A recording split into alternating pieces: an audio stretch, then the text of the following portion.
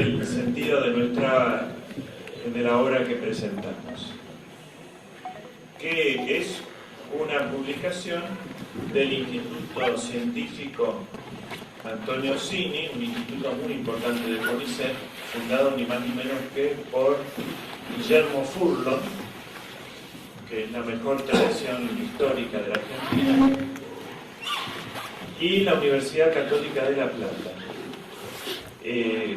Tengo que hacer una referencia a este instituto que dirige desde hace muchos años Jorge Boskiewicz. Este instituto no es solamente un instituto vinculado, asociado a la universidad, sino que de ahí salió la organización de la parte científica y de investigación de nuestra universidad, que no tenía esa dimensión anteriormente. Y ahora tiene 80 investigaciones en marcha. El primer secretario de investigaciones fue Jorge Boskiewicz. Tengo que hacer ese reconocimiento. Mi relación con Antonio Caponetto es muy anterior, tiene cerca de 40 años, y ha sido, por lo menos para mí, muy fecunda. Hemos hecho muchas obras en común, desde Gladius, que ya va llegando a los 30 años, hasta este intento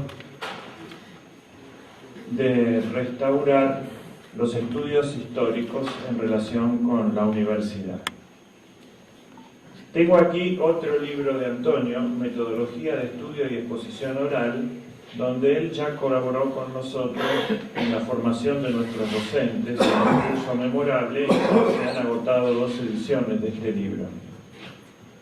Y ahora presentamos Los críticos del revisionismo histórico. En el medio, en estas empresas también hemos estado con Díaz Araujo. Él estuvo desde el primer número de Gladius, y en el medio hemos sido los 3 partícipes con el padre Sáenz y con Patricio Arranle del Pionero, de una epopeya mexicana, donde una universidad mexicana, la primada más vieja de América hispánica, y que respeta mucho y valora mucho el pensamiento católico argentino, nos invitó, llegando al punto culminante de nuestra amistad, en el momento que fuimos partícipes de la canonización de los mártires cristeros en Guadalajara, donde estaba presente el doctor Díaz Araujo, que había hecho un importantísimo estudio en la Argentina, el más importante en esa época, y también el querido padre Sáenz, que ya había escrito la historia de Anacleto, y ahora terminó su libro sobre la cristiada. Ambos autores, y por supuesto Antonio, fueron consultados para el guión de la película esta, que ya creo que ha empezado a rodarse en México en algún momento. De modo que menciono eso por toda una vida de amistad intelectual profunda y de comunes anhelos de servicio a Dios y a nuestro país y a la inteligencia argentina. Ahora nos referimos un poco al libro. No en el fondo, que es un tema del doctor Díaz Araujo, pero sí del significado del mismo.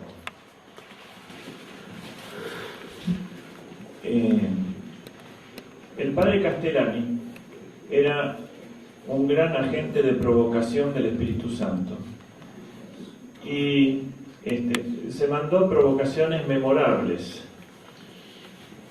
Una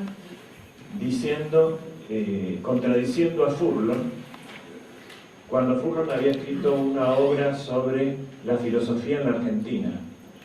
Entonces lo atacó severamente y le dijo: no se puede hablar de filosofía en la Argentina. Filosofía en la Argentina no hay. hay una copia de lo que se dice en Europa. Entonces Furlong fue y lo vio a Caturelli joven y le dijo: yo ya no tengo tiempo de responder eso, pero hay filosofía en la Argentina. Y fue la obra de toda la vida de Caturelli, que escribió Historia de la filosofía en la Argentina, donde analizó 1.200 autores, desde el año 1613 hasta el año 2000. Evidentemente esa provocación de Castellani fue fecunda, y para responderle a Caturelli va a tener que reunirse una escuela con 20 autores, porque nadie tiene capacidad de... No es, responderle a Caturelli no es el trabajo de una sola persona.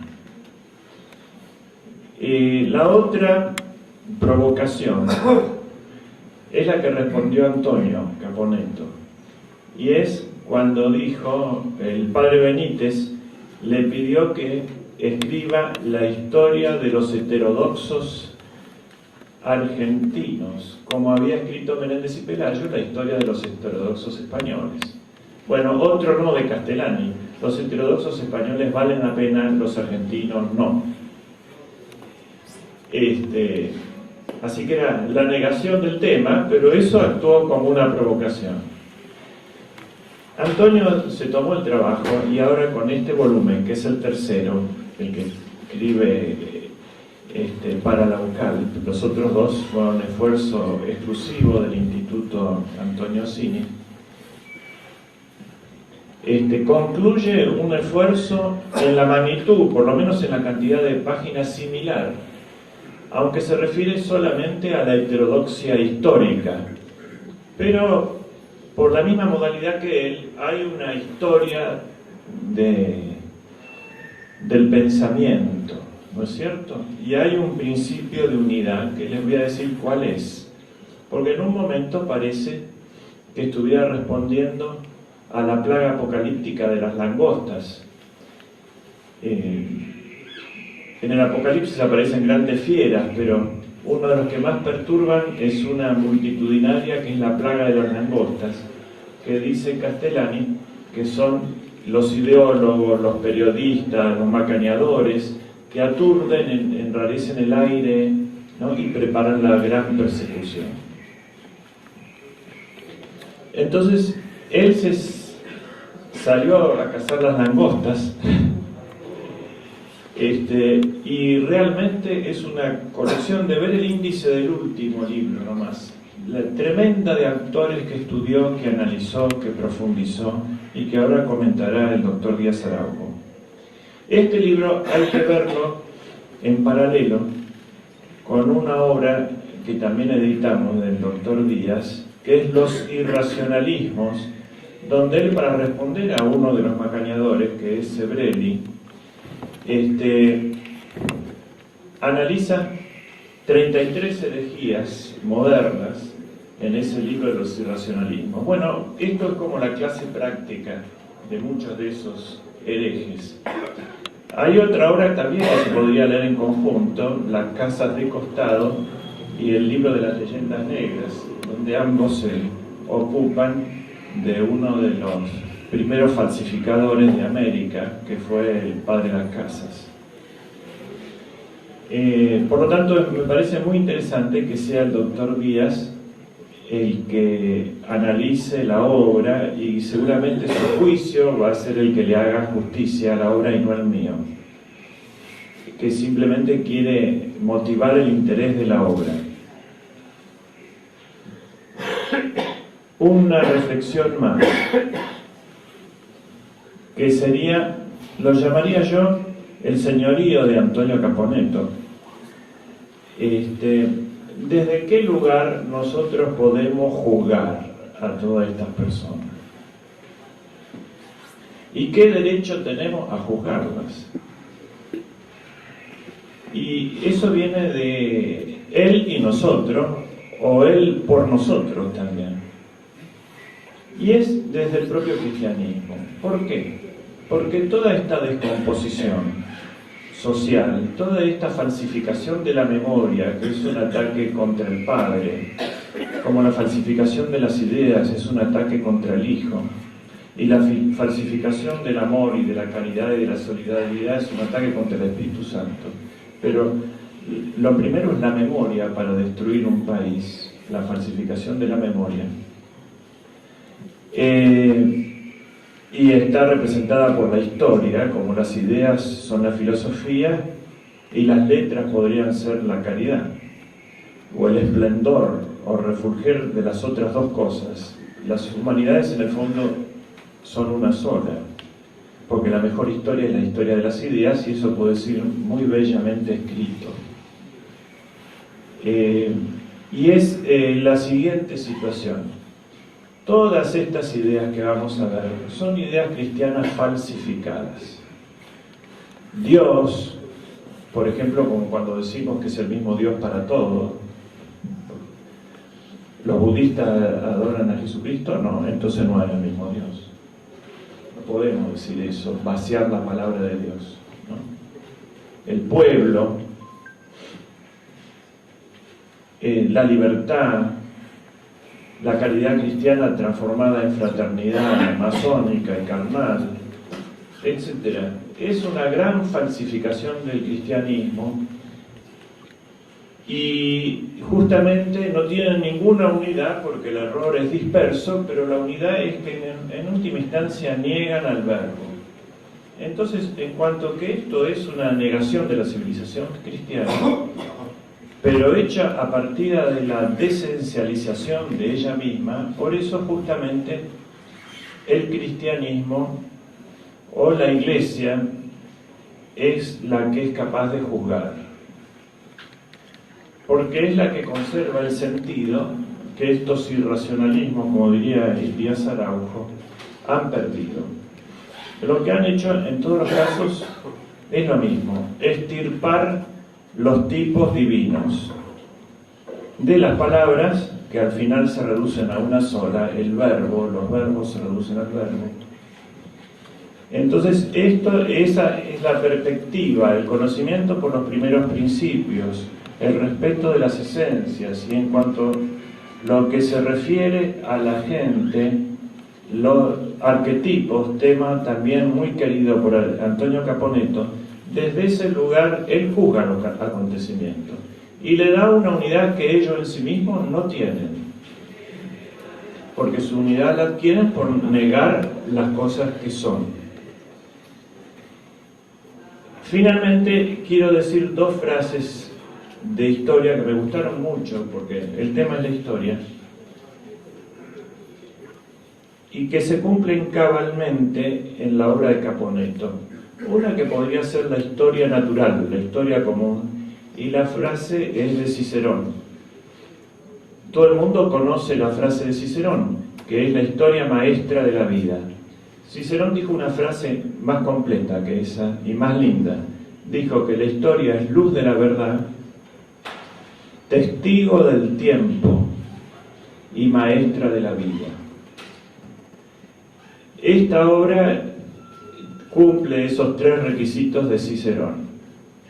Durante muchos siglos la definición no fue superada, hasta que leemos en Membiel una más profunda, si cabía. Miren que es difícil superar algo que sea luz de la verdad, testigo del tiempo, esa palabra que el cristianismo elevó tanto, testigo, ¿no?, a mártir, y maestra de la vida. Y la definición de Membiel es la siguiente: la historia es la mente divina, leída por los ángeles y escrita en el tiempo, donde los hombres no pueden leer, los santos y los ángeles pueden leer. Bueno, esta dimensión sobrenatural también existe en la historia, en la obra magna esta de el querido amigo Antonio Caponetto. Y es justamente esta visión la que le da unidad a este perverso polimorfo que es la peste de las langostas.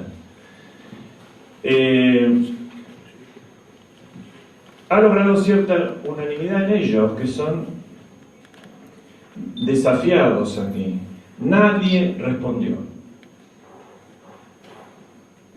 no conozco una sola crítica al libro, excepto el ataque del CONICET a los primeros informes, que le valió su persecución en ese lugar. Pero fue un ataque administrativo, no un ataque, una defensa académica. Por último, a pesar de que es una crítica a los críticos, es una gran obra de calidad. Y respecto de los mismos personajes, porque se tomó en serio la obra de ellos, aunque no sea seria, pero sí se tomó en serio a las personas, haciendo el gran acto de caridad, de entrega, ese que no quiso hacer Catalani, porque no valen la pena, lo hizo él, porque valen la pena en cuanto a personas, sacarlas del error. Y porque también la patria vale la pena, porque está intoxicada con todas estas falsificaciones históricas. Por todas estas razones, nosotros estamos muy orgullosos de haber podido editar este libro, que hará mucho bien como luz de la verdad, como testigo del tiempo y como maestra de la vida. Muchas gracias.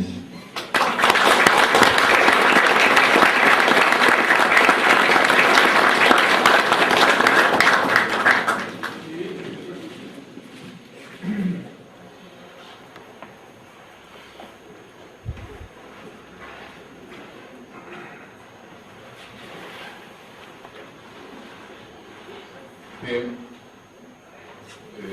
voy a dar comienzo a esto que podría ser, ya que se mencionó a Catalani, una conversación y crítica no filosófica, sino histórica.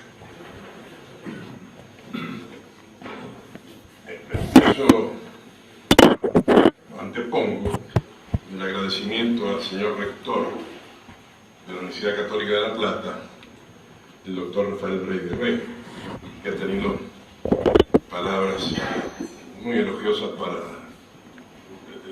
el doctor Caponeto y para mí. Solo diré que, aparte de agradecerle, debo esta iluminación primera de la que él se ha ocupado en su tesis sobre la teología de la historia, que es el nivel más alto que en esta disciplina se puede llegar. Y en su acción en el tiempo, él hace años que es rector de esta universidad, que estaba en una medianía y que él la va elevando a la categoría realmente universitaria. Entre otras cosas, para no mencionar las demás académicas, la creación de esta librería, de esta biblioteca, que se va nutriendo de muchas obras importantes. Personalmente le estoy muy agradecido porque he encontrado allí el modo de publicar algunos trabajos míos. Bien, y pasando a lo que nos convoca.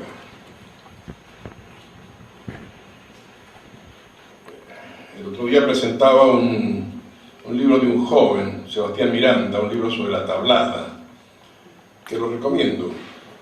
Y lo recomiendo todos porque es una obra realmente de un joven. Yo veía como que si fuera angostándose nuestra línea de pensamiento, hubieran quedado atrás los grandes maestros y nosotros la generación intermedia. Pero cuando veo a un joven como este escribir como una obra enjundiosa y realmente perfecta sobre ese tema, vuelve la alegría. Porque es evidente que hay una transmisión. Hay acá también, ante todo, que en estas palabras un tanto desilvanadas, que una especie de paradoja, porque que yo tenga que presentar a Antonio ante un público de Buenos Aires es un poco extraño. Yo soy una persona rara para este ambiente porque soy un cuyano, ahora cuyano platense. pero no he vivido en Buenos Aires, no pertenezco a los ambientes de Buenos Aires, no me parecía que debiera ser yo que tuviera que hacer esta presentación. Pero bueno, hemos tenido crecimientos a veces paralelos, nuestras capillas, nuestros grupos, hemos ido permaneciendo en esta Argentina tumultuosa. Una Argentina que, lo decía en la presentación de Miranda, adolece de dos fenómenos que no se dan en otras naciones hispanoamericanas. Una nación fracturada y una nación asediada. Fracturada históricamente, sobre todo en la batalla de Pavón, en septiembre de 1861. Porque allí se decidió, ya lo habían decidido los intelectuales que ganaron esa batalla,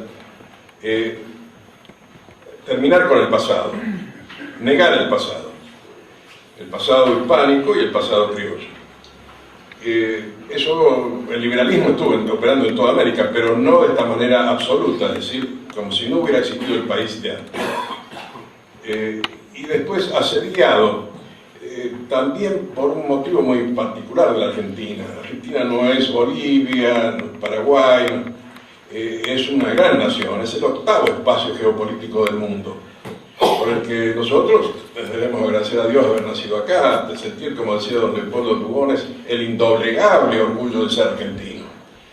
Bueno, y por eso mismo es que somos asediados, porque si no, no se ocuparían de nosotros, por nuestras riquezas, por un pueblo que era bueno y que va siendo asediado y destruido, claro, como una fortaleza que se va arruinando. Entonces, con esas dos actitudes desarrollaba yo el tema de la historia, porque no solamente fue que política y bélicamente se triunfara el liberalismo en Pavón,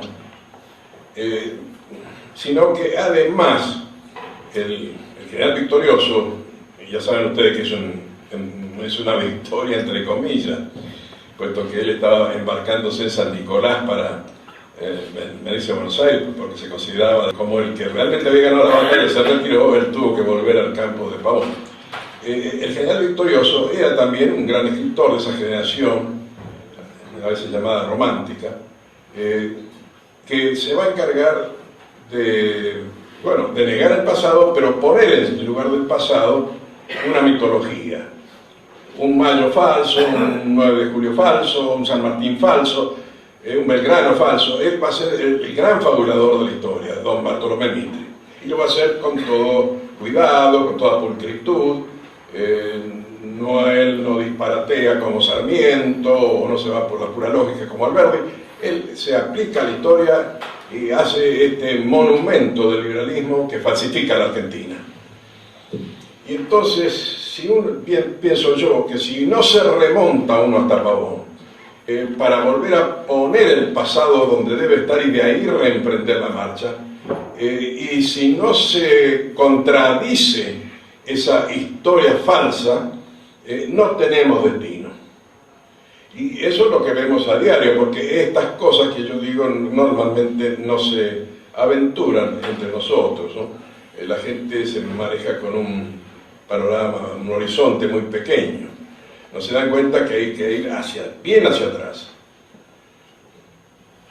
Bueno, en ese ir hacia atrás, en los años 30 apareció una generación espléndida, también única tal vez, no solamente en Hispanoamérica, sino, me atrevería a decir, en gran parte de Occidente, porque estuvo compuesta por teólogos, por filósofos, por literatos, por pintores, ensayistas e historiadores. Los historiadores crearon ellos el movimiento revisionista, que se agrupó en el año 38 en el Instituto de Investigaciones Históricas Juan Manuel de Rosas. Y empezaron a hacer una producción que fue creciendo y restableciendo toda la verdad, porque el centro de la negación que habían hecho en Pavón era Rosas. A él lo habían expatriado, lo habían condenado penalmente, y se lo había negado principalmente en la historiografía mitrista, no tenía un lugar, es decir, había allí un hueco, un vacío. Bien, el revisionismo se afincó en este primer paso que fue el rosismo, y lo hizo de una manera contundente, absoluta, porque siempre se trabajó a favor de la verdad, como bien decía recién el doctor. Hay que ser luz de la verdad. Nos han acusado a ellos, a los descendientes como yo, de creernos dueños de la verdad. No, hemos dejado que la verdad sea dueña de nosotros, y es muy distinto, porque no somos inmanentistas. Creemos que la verdad existe fuera de nosotros y hacia ella vamos. Bien, la batalla del revisionismo de los años 30, 40 fue magnífica, y bastaría recordar 3 nombres muy disímiles, ¿no? Pero uno, mi maestro personal, don Julio Irasusta, don Vicente Sierra y don José María Rosa. Y después la multitud de monografías, de obras que cubrieron todo ese periodo, pero en forma completa. Al punto que yo creía que allí, cuando empecé mi carrera de historiador, no tenía nada que hacer. Con los años descubrí que podía hacerlo en este libro que hice sobre los argentinos en Chile, es decir, cómo se vio y se sufrió ese tiempo de Rosa en Chile. Pero en general, esa época fue absolutamente bien cubierta, aun cuando admite siempre nuevas monografías que mejoran, y quiero recordar a mi gran amigo Mario Guillermo Sarabí, que ha hecho grandes aportes y ahora está publicando un libro sobre el general Paz, o Elena Bonura, que ha entrado en el tema económico de la época de Rosa. Pero el monumento ya está, es inconmovible, es pétreo. Y entonces, ¿qué hacían aquellos historiadores falsificadores, sus descendientes, que se habían adueñado, se habían apropiado? El padre Castellán ha hablado del Taita Magno de la historia por don Ricardo Levene. Habían creado la academia para hacer una historia oficial, para que no pudiera conmoverse aquella mentira. Y se encontraban con que ahora todo estaba vuelto a su quicio. No han podido con eso, no han podido. Los 8 tomos de don Julio Irasusta sobre Rosa, nadie los ha contestado, ni los han leído, para decir verdad. Entonces, ¿qué les quedaba? Bueno, hacer desde el otro ángulo, el de la historiografía. Es decir, hacer historia de los libros de los historiadores revisionistas, meterse con argumentos ad hominem, con los que escribieron, reescribieron la historia como se debía. Y ahí teníamos un bache, porque la palabra historia, esto es un lugar común, pero tal vez deba recordarlo, son los hechos trascendentes del pasado humano, ¿no? Cuando se cuentan, estamos ante la voz historia en sentido científico, y a veces cuando se trasladan, aún decimos la historia de Caponetto. En segundo sentido de relato, cabe hablar entonces de la historiografía, en este caso historiografía revisionista, rosista, y que había quedado afectada por la presencia de una serie de seguidores de la escuela clásica con diversas variantes que atacaban el revisionismo sin meterse con él en tanto que historia, porque no podían. Y incluso en el orden de la divulgación se había avanzado mucho. Piensen nada más en las obras, tanto del plano histórico como del orden novelístico de don Manuel Gálvez, o aquella magnífica síntesis que hizo Ernesto Palacio. No podían con eso, entonces optaron por ir creando ataques, algunos de una bajeza inconmensurable, por ejemplo, querer desacreditar los 8 tomos de Julio Irasusta diciendo que escribía eso porque era ganadero, o cosas por el estilo. Realmente, yo, tanto que dedicado a esta ciencia, me sentía congojado por eso, pero no veía cómo se podía contestar. Por suerte, la suerte de la Argentina, la verdadera suerte de la Argentina, hizo que apareciera Antonio Caponetto. Y entonces él ha contestado a toda esa historiografía. desde la más importante hasta la última de los más insignificantes. Nos encontramos por eso con 3 tomos hoy. El primero, vamos, de don Emilio Ravignani, o Joaquín Becú, Ricardo Levene, o Ricardo Caleguá, hasta hoy, hasta Aníbal Fernández, digamos.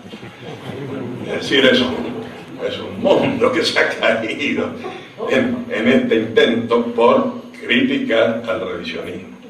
Y Antonio no ha perdonado a ninguno, con esas cosas que tiene despiadadas, no concede ni un milímetro.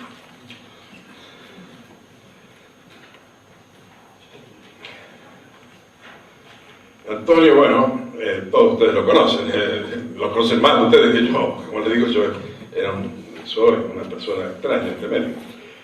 Poeta, periodista, ensayista, gran orador, filósofo, profesor e historiador. Pero yo diría, volviendo a la idea de la historia, para mí siempre ha sido como un cuadro, ¿no? La historia, un cuadro cronológico, que se llena de saberes. Por eso el historiador debe saber de todo un poco, desde teología hasta física, porque todos los tipos de fenómenos sobrenaturales y naturales tienen que ocuparse de todos. Ahí pone la tela que va dentro del marco. Y eso se hace con sabiduría. Y no todos los que nos aplicamos a eso la tenemos. Eso es lo que tiene Antonio. Además de los otros factores que dije, él es una persona que tiene sabiduría. Por eso van a ver ustedes, o ya lo han visto en los tomos anteriores, cómo él va argumentando, no solamente con los datos propiamente del tiempo, sino con reflexiones que son de orden filosófico, muy cabales, muy profundas. Enseguida vamos a ir a los autores que desarrollan este tomo, pero lo que salta a la vista como orden temático es que él se enfrenta con algo muy reciente. Este tomo es el más epocal, el que alude más a nuestro inmediato tiempo. Se enfrenta entre dos enemigos, dos adversarios. Es decir, el revisionismo queda entre dos fuegos. Uno, él lo llama con una expresión muy graciosa, alperindonguistas. Estos son la corporación, también le dice, de profesionales serios. Ellos han formado una asociación de profesionales de la historia que funciona como un sindicato. Allí no hay que tener un carnet, dicen, para entrar, porque si no, uno no es considerado historiador. Por ejemplo, vuelvo al ejemplo, siempre a la obra de mi maestro, dice una historiadora japonesa, Hirasuta era un amateur. Bueno, digo yo, cuando alguno escriba un tomo, uno, no 8, 1, como el Hirasuta, entonces veremos quién es el amateur. Pero ellos están muy convencidos de que, como se recibieron ahí en la facultad, entonces solamente ellos pueden escribir. Y no, en la facultad se enseñan cosas a veces sin importancia, en la vida se aprende muchas más, entre otras, sabes que no se estudian realmente en historia, que como es la filosofía, son las que verdaderamente dan el carácter de historiador, o algún gran historiador europeo se considera tal porque fue a la facultad de historia, Benville, Monsen. Bueno, y la otra corriente es una vergüenza para la Argentina, pero existe, es el Instituto Dorrego, del que él se ocupa, ya vamos a ver cómo decir, la corriente populista, está más cerca de la farándula que de cualquier otra disciplina, ¿no? Y la respuesta, la pelea entre ellos, ¿no? De personas como Beatrizar o Romerito, ¿no? Es decir, es una cosa que nos deja completamente en el margen. Pero Antonio, con su paciencia, ha ido uno por uno, con un DDT, y los ha hecho pedazos uno por uno. Uno cree que después de eso ya no queda nada por hacer en la historia argentina, verdaderamente. Pero sí, y acá noto una cosa al margen, por si acá veo algunos jóvenes allá al fondo. Yo he dado historia argentina contemporánea, he hecho mi obra sobre la Argentina contemporánea. Pero me han quedado dos cosas que me hubiera gustado hacer, pero como ya estoy al final del carrete no las voy a hacer. Pero si alguno quiere hacerla, una puede encontrarla en la Fiscalía Nacional de Investigaciones Administrativas, un informe que hizo el doctor Luciano Molina, y que ha sido archivado en el Juzgado Nacional de Primera Instancia, en lo Criminal y Correccional número 3, Secretaría 9, 1983. En todo lo referido a la interacción de la PIDUE en la Argentina, con todos sus funcionarios, sus telarañas, todo el gobierno ese que se lo atribuían a un caudillo y que realmente era de la masonería. Eso está archivado, el que quiera puede ir a desenterrarlo y hacer una hermosa historia. Lo otro es un libro que en sí mismo no vale nada, se llamó El Libro Negro de la Segunda Tiranía, pero que allí hay un dato que no está en ninguna parte, ha sido después absolutamente omitido, que es quiénes quemaron las iglesias en la noche del 16 de junio de 1955. El que se meta allí va a encontrarse con una sorpresa muy grande, porque son los comisarios, los jefes de bomberos. El jefe de bomberos impidió que se quemara la parte del convento de Santo Domingo, donde estaban los recuerdos de las invasiones inglesas, y eso le costó el cargo a este hombre. Bueno, toda esa historia desconocida para la Argentina. Hay otro dato, siempre se pueden, perdonen esta digresión, pero va dirigida a algunos jóvenes que puedan tener interés en la historia. Y volvemos a Antonio. Ya les dije, esto iba a ser más que nada una conversación. Hay una serie de temas que solamente Antonio podría asumirlos, porque estaba latente esta cuestión. Parecía que el revisionismo solo podía ser patrimonio de los criollos, que es cierto, gran parte, no todo, de los autores revisionistas de los años 30-40 eran de familias criollas.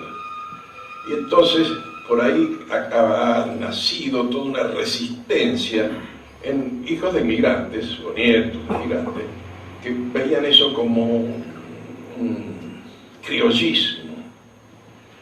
Y Antonio, que como él lo dice es descendiente de inmigrantes, asume la cuestión y la resuelve magníficamente. Y desde allí pelea con ciertas personas como Bruno Jacobella, como Bandieri, con otros que evidentemente que tienen este problema y no quieren admitir el pasado, no quieren asumir la Argentina hispano-criolla. Y por eso se niegan, aunque no participen de la historia clásica, se niegan a asumir la obra revisionista. Yo pienso acá, y esto es una pequeñísima también digresión mía, que el país es como un árbol. Tiene sus raíces hispanas, en 3 siglos. Tiene su tronco, el que tuvo que ver con la independencia, criollo. Y tiene sus grandes ramas, su hermoso ramaje, dado por la inmigración. Entre los 3 factores se crea la Argentina. Ninguno está de más ni de menos. Ni hay que sentirse dueños de la casa o de menos. Otra digresión en esta conversación. Esto me fue objetado a mí por la señora Eva Clementi cuando yo concursé Historia Argentina Contemporánea. Me dijo, usted, porque, bueno, la familia de mi madre son criollos viejos. ¿Usted cuándo va a dejar ese criollismo? Le dije, mire, desde siempre lo he dejado porque yo no soy ni creo en la Inmaculada Concepción de los criollos ni de los inmigrantes. Mi padre es inmigrante, así que mal estaría para defenderlo de mi madre atacando a mi padre. Desde luego, nunca me he puesto en esa posición. Y que sí la hicieron los liberales que tergiversaron nuestra historia, porque ellos primero decidieron acabar con los criollos, acabar con los gauchos, para traer la inmigración. Pero como no vino la inmigración que ellos querían, que era la anglosajona, y vinieron los españoles del sur, los italianos del sur, bueno, Sarmiento se encargó de considerarlos peores que los que habían matado antes. Bueno, yo creo que los 2 factores esos son los mejores de nuestra población. Antonio resuelve muy claramente esto. También se mete con el tema del pueblo, el vox populis. Claro, lo ha dicho el pueblo votó a Perón. Bueno, entonces ni hablemos. Todo hay que referirlo a Perón, porque si Perón ganó las elecciones, se terminó la discusión. Bueno, él lo va, a ese populismo, lo va a triturar. Y ese populismo es el del que participa Bruno Jacobela, que es un hombre muy inteligente, muy sagaz, pero que se desvía y que merece las correcciones que le va haciendo Antonio. También de eso padece Elías Jiménez Vega. En el caso de Jiménez Vega, él lo señala muy bien, hay además una inquina contra Pepe Rosa. José María Rosa, que tiene sus problemas, que Antonio no le ha perdonado una. Yo tengo una simpatía, lo confieso, por Pepe, porque fue mi profesor. Y lo digo y lo proclamaré, nunca he visto un profesor más brillante que Pepe Rosa. Claro, era un hombre con muchas debilidades, y esas debilidades se fueron transmitiendo a su obra. Se convirtió en un comerciante, en definitiva. A mí me pusieron un simple profesor de historia, y como nadie quería debatir con él en televisión cuando fue a presentar Mendoza su historia, me pusieron ahí, y le digo, mire, doctor, él me conocía de la clase, claro, yo voy a tener que disentir con usted. No te hagas problemas, yo he venido a meter el libro. Ese era Pepe, pero también tiene páginas brillantísimas. Y bueno, para su desgracia, él sucumbió a los males de su tiempo.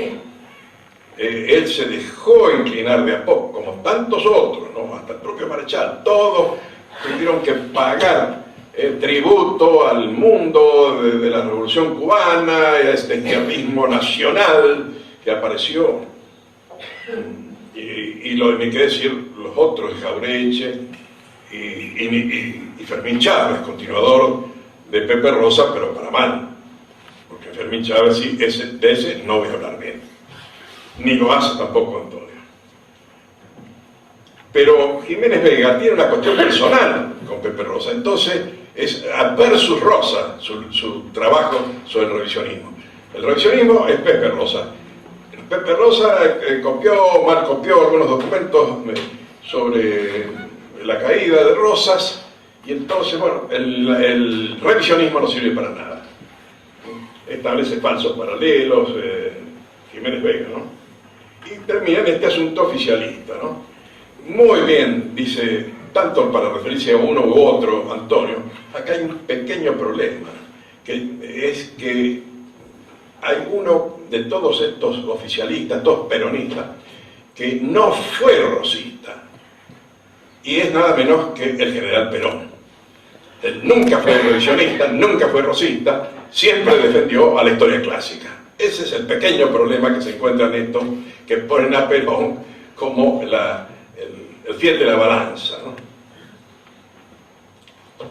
Y con esos elementos entra él en la polémica Soule-Galazo.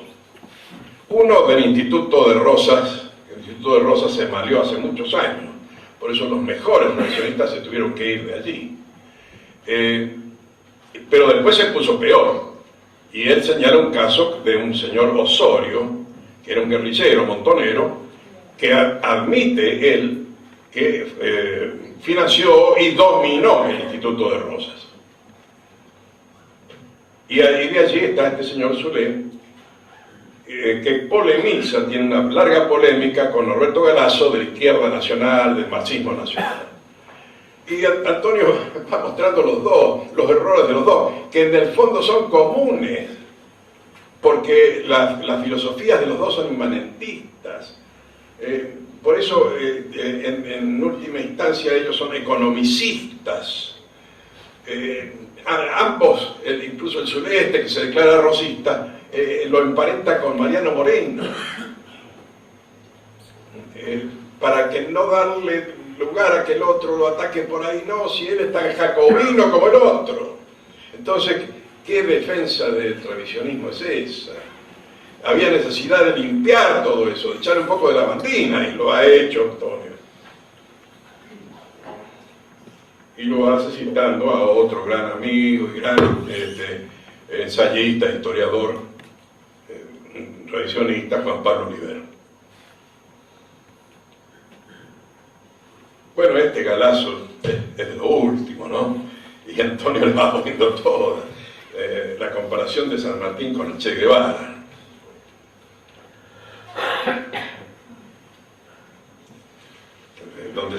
La moral del éxito que proponen los dos.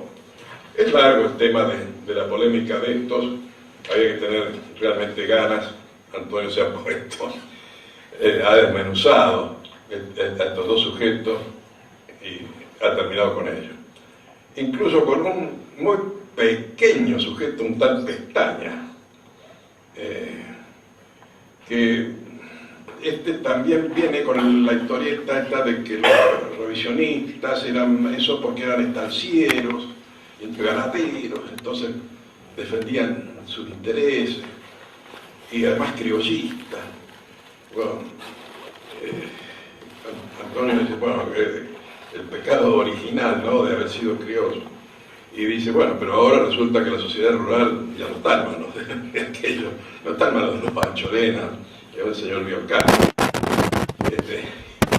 Es decir, esos son mitos y estupideces de otra época que se vuelven cada tanto. Después se ocupa de personas más serias, que no están en ese nivel que acabo de decir, que como si, por ejemplo, de Bandieri, el caso del doctor Lisandro, también habla de Furno. Acá reproduce algo que a mí me produció mucha gracia, una frase de Ricardo Paz, que había que fundar el Club de Residentes Argentinos, ¿no? En esta Argentina donde somos extraños realmente a sus dominios mediáticos, crear este Club de Residentes Argentinos. O como decía Juan Pablo Oliver, ponernos un cartel que diga, tenemos fe en la Argentina, porque todos estos descreen del país. Y oponiéndolo, bueno, al caso del doctor Lisandro, a quien sí conocí, bueno, es una persona de una obsesión patológica, antijesuítica. Para él el demonio son los jesuitas. No es que sean muy brillantes los defensores actuales de esa orden. Yo conocí en Chile al autor de un librito que se llama Jesús y compañía. Pero se mete con el padre Furno, que era una gran persona. Yo tuve la suerte, magnífica suerte de conocerlo, de tratarlo acá en El Salvador. Además de ser un historiador de primera, era una bellísima persona el padre Furno. Y Lisandro, llevado por su afán de combatir a los jesuitas, se mete en la contra de él. Bueno, y deja para el final, vuelve ahí sobre lo que inicialmente presenta la lucha del Instituto Dorrego con la Asociación de Investigadores de Historia, que es realmente una cosa desoladora, porque Pacho O'Donnell, que es la cabeza, es un aficionado a la historia que a veces ha escrito algunas cosas más o menos, pero muy bien que le ha encontrado la falla, ¿no? Porque el que se mete con el revisionismo, ya es que se cuide, porque Antonio le va a encontrar por dónde. Le ha descubierto que es mitrista. El famoso Instituto Popular de Revisionismo, resulta que el caballero es mitrista. Bueno, además es peronista, bueno, padece de todos los oficialismos y economicismo que son de las escuelas clásicas, sino que ahora los presenta como cosa popular. Y se llena de sujetos impresentables, que están casi más para una asociación delictiva, el Aníbal Fernández, Cosia y esos sujetos. Ese es el Instituto Dorrego. Piña, que sobre el que yo escribí hace un tiempo un artículo que le puse Basta de Naná, porque digo, no sé si es un apellido o un apodo.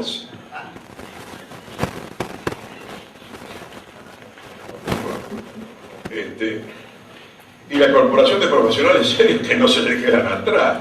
La Beatriz Sarlo, que para atacar a estos otros sinvergüenzas, digamos, ella inmediatamente pone distancia con todo lo nacional, incluida la guerra de Malvinas. Se declaran apátridas para combatir a estos patrioteros de cuarta. Y entre ellos el más importante, que es Romerito. Luis Alberto Romero es hijo de José Luis Romero, que era un historiador con cierta consideración.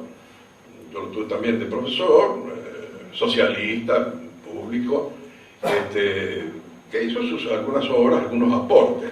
El hijo no sirve para nada. Romerito es marxista, pero no ha escrito nada que valga la pena.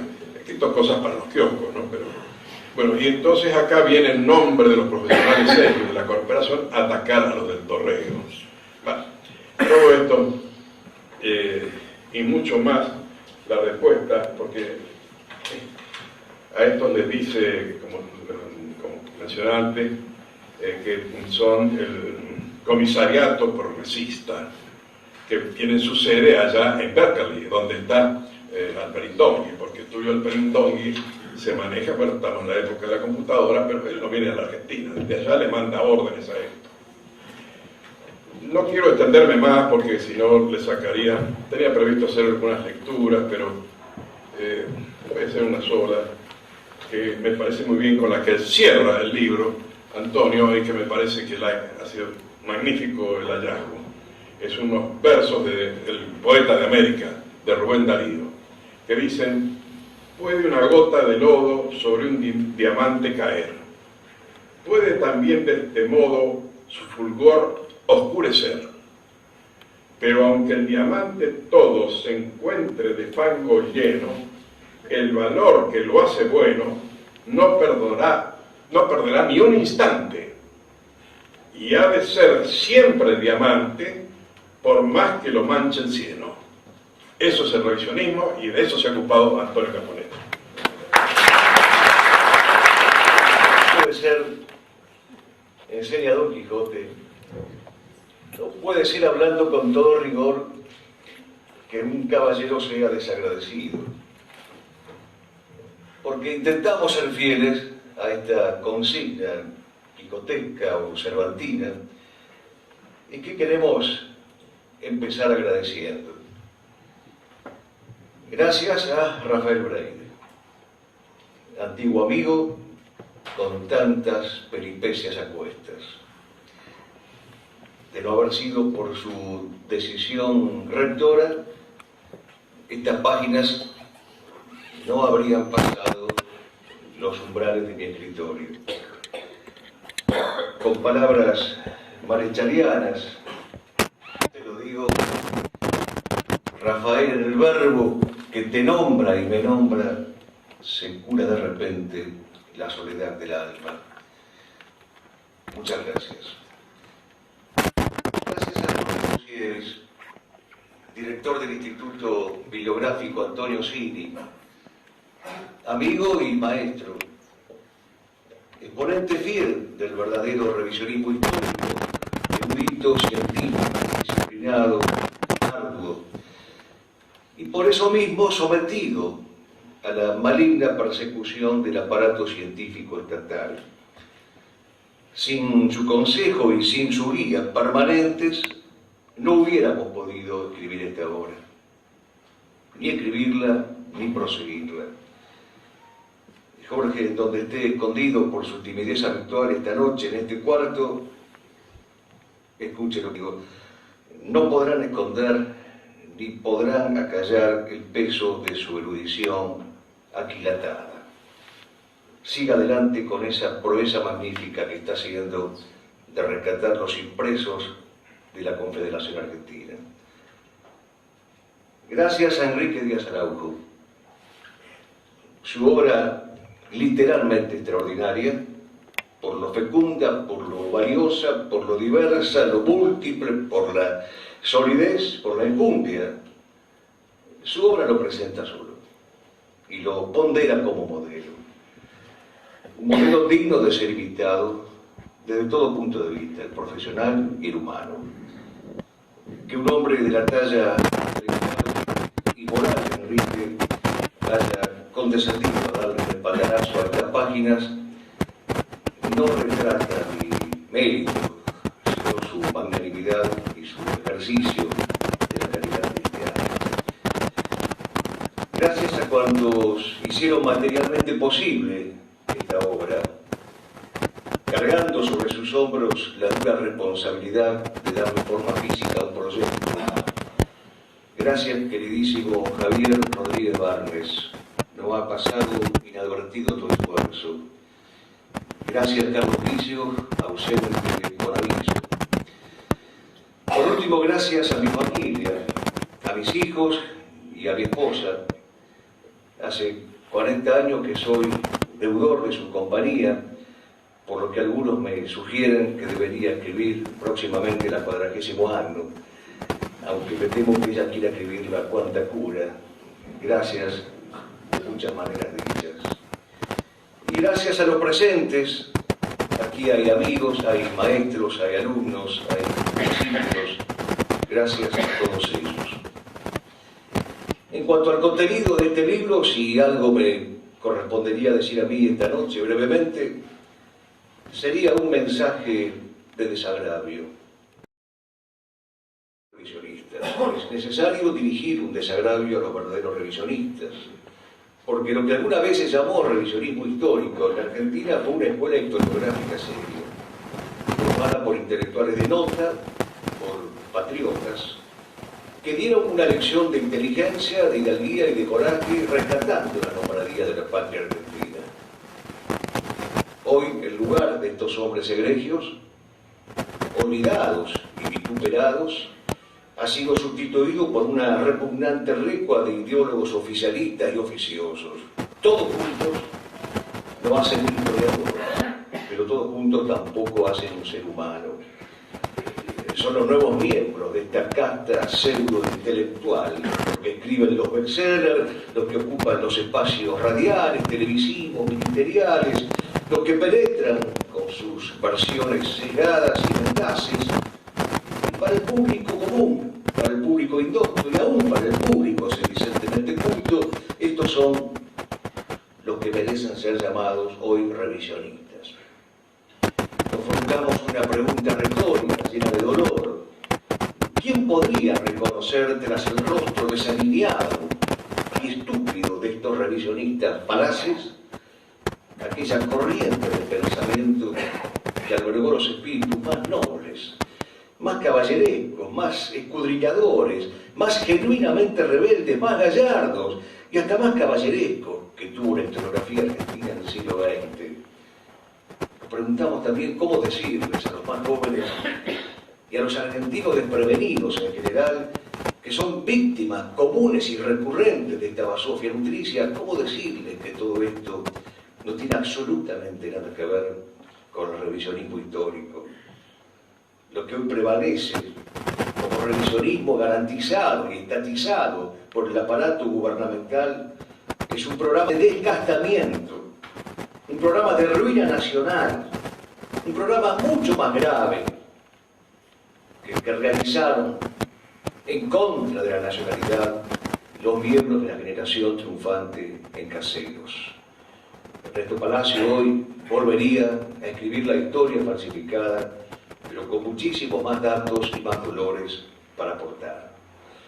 Por eso no es cierto que el revisionismo está vigente, como dice Pacho Donel. Lo que está peligrosamente vigente es su escarnio, su parodia, su caricatura, su pantomima, su mueca servil y torpe a la vez. Pero el otro, y aquí la razón de este desagravio, el otro, el revisionismo primordial, el revisionismo auténtico, ese vivirá para siempre.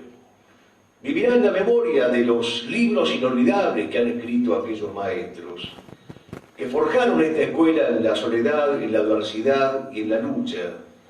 Vivirá sin mancilla en el recuerdo de los frutos intelectuales que han dejado. Y lo que llegue para ellos, el sencillo homenaje de estas páginas. Alberto Escurra Medrano, Julio Lasusta, Peco Ibarguren, Vicente Sierra, Ernesto Palacio, Manuel Gálvez, Hugo Guas. Los recuerdo con honra, los honro agradecido, les doy gracias con emoción.